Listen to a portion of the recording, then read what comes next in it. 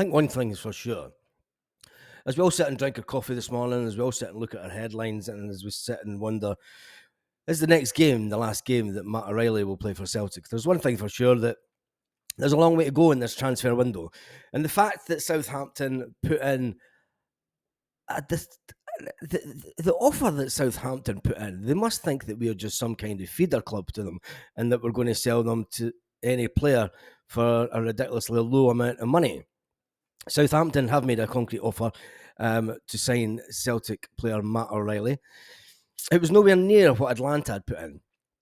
Atlanta went in with 15 million, and this is the English Premier League all over. Now, I know a lot of you watch the English Premier League, and a lot of you fucking wank over it. And sorry for swearing this early in the morning. No, I'm not. I think that the English Premier League, it is disgusting, the fact that they've had a team come up and put in such a low offer for Matt O'Reilly. And so it shows you how much, with disregard, that they view the Scottish League.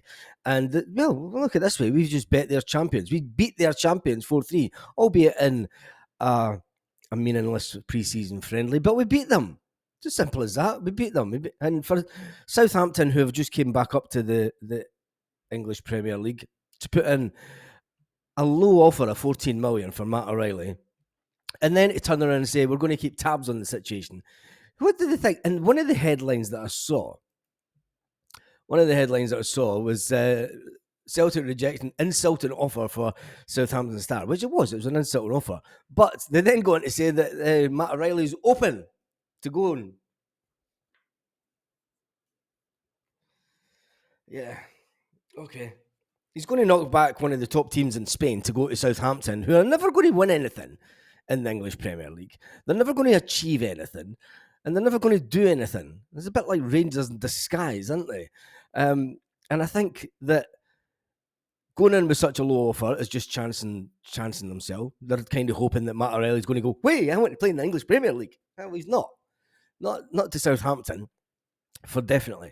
And I think that when you look at I spoke about this in the live last night. When you look at Matt's decisions over his football career, his decision to leave Fulham when he didn't have a club, the decision to turn down the contract offer for Fulham because he didn't feel it was good enough, and he didn't feel as if he was going to go in the right direction with Fulham, and then training during 2020 on grass pitches himself, public parks himself, to then go to MK Dons with a release clause of 1.5 million, knowing that a bigger team would then come in for him, was astute by Matt O'Reilly. That's someone that is looking at the bigger picture and the long-term goals for his career. A long-term goal for Matt O'Reilly's career is not going to Southampton. Even if Southampton come in with 25 million, I think Matt O'Reilly would turn that down, to be perfectly honest. I don't care what anybody says. I think Matt O'Reilly would turn Southampton down. He's not going to, if he's still, look, let's put it this way. If Matt O'Reilly is still a Celtic player come the end of August, there'll be no one more will rejoice than me. And I think that I'll do it live in public. So a lot of you might do it in private. I'll do it live on the telly, as they say. But it's looking unlikely. O'Reilly is in high demand around Europe, considering Atlanta, who won the Europa League winners, have made an offer for the player. Serie A, Roma are also looking at the player. Southampton have made an offer. Liverpool are supposedly watching the situation, as are other teams, allegedly. Although no one has come out and sort of put their foot down and made a concrete offer, apart from the teams that have been low, derisory offers. Like, when you think about it, he's going to go to a top team in Europe, whether we like it or not. If we do still manage to hold on to Matt O'Reilly, it's going to be absolutely amazing. Does Matt O'Reilly want to leave Celtic? I don't think he wants to leave Celtic right now, but he will for the right team, if the right team does come along, and obviously at the right price.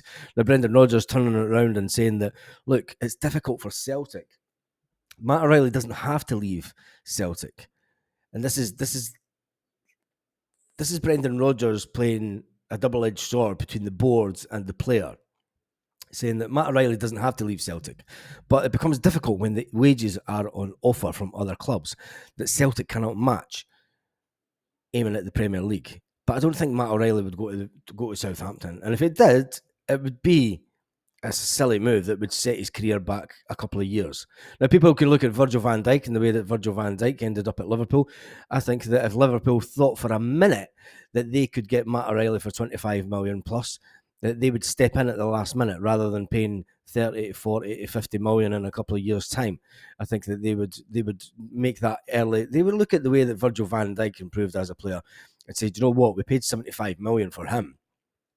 We could save ourselves the best part of 50 million if we go and get Matt O'Reilly quick and early. And I think that that's what will end up happening towards the end of the transfer window. And it is disappointing because we want to go into the league with our best players and we want to go in ultimately to the Champions League with our best players. It has been suggested that the Celtic manager is after another winger and he is after another defender.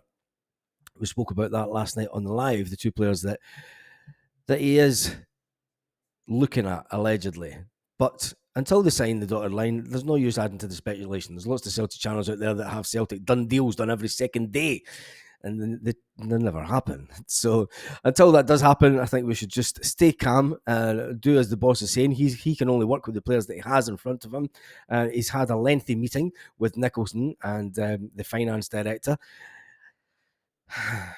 I think the less we say about that, the better, because I think that if Brendan has got to wait till the two of them are in America to have a meeting, especially in the day with video call and text messages, and maybe they're scared that the video calls might get hacked, the text messages might get hacked, and they don't want to speak about it over that type of thing.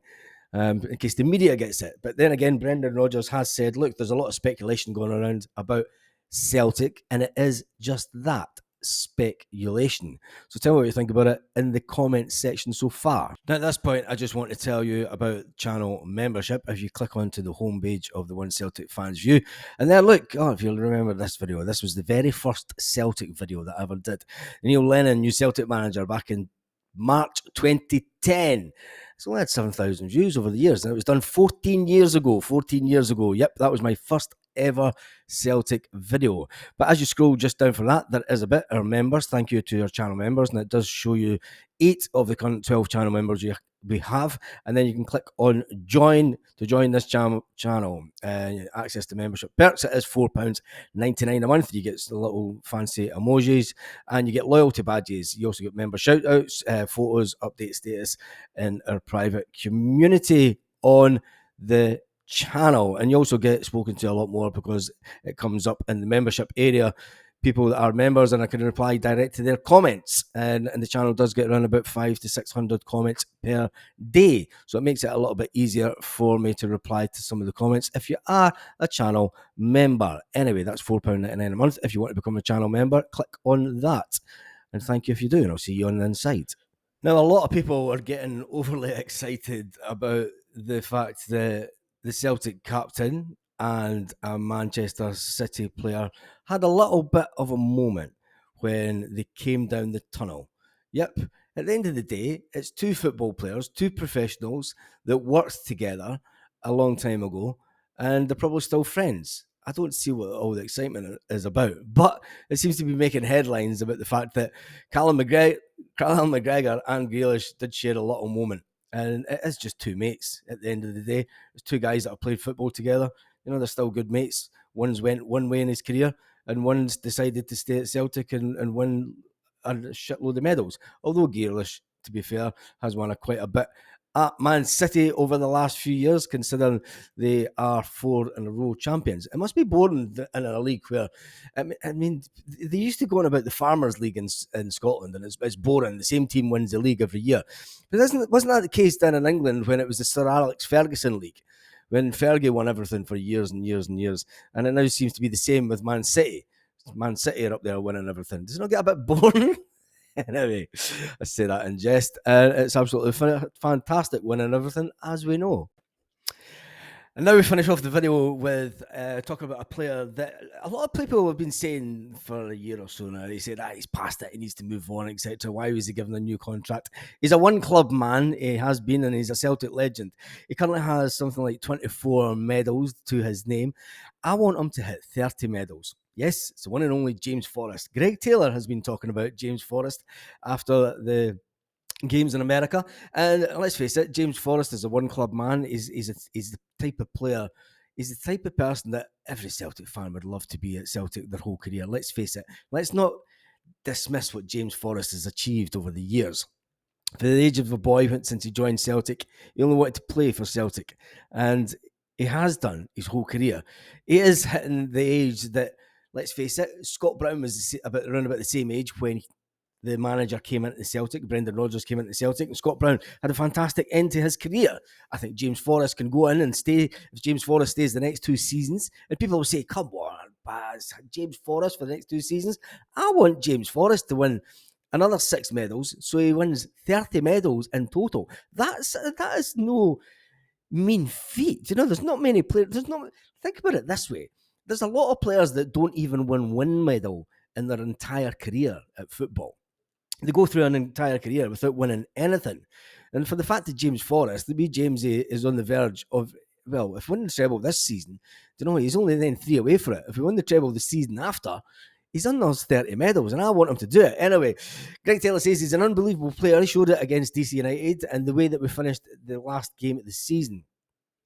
He's carried on that form, although he was picked to go to the Euros. And if there's one person that you want to bring on in the Euros with 10, 15 minutes to go, and you know that you have to win games, the Scotland manager just didn't bring on James Forrest. He did take him there. He was an unused player during the Euros, but that's fine by me, because what it does is it makes sure that James Forrest will hit the ground running.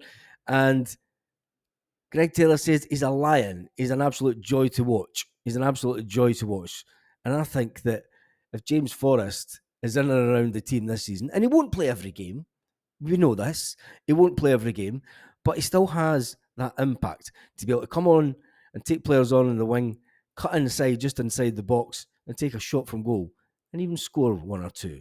Anyway, hats off to James Forrest. I want him. Tell me in the comment section. Hit me 30 in the comment section. Do you want James Forrest to be here for another 2 seasons to hit that trophy haul of 30 trophies? If we can do it. Let's not disrespect the rest of Scottish football and say that we're going to win 2 trebles in a row now, should we? And on that note, have an absolutely fantastic day, Celtic fans all around the world. Even you grumpy ones that don't like the channel, and even you Sevco fans that watch the channel. Have a fantastic day. Lit. Roll up to the party, roll up to the party, roll up to the party.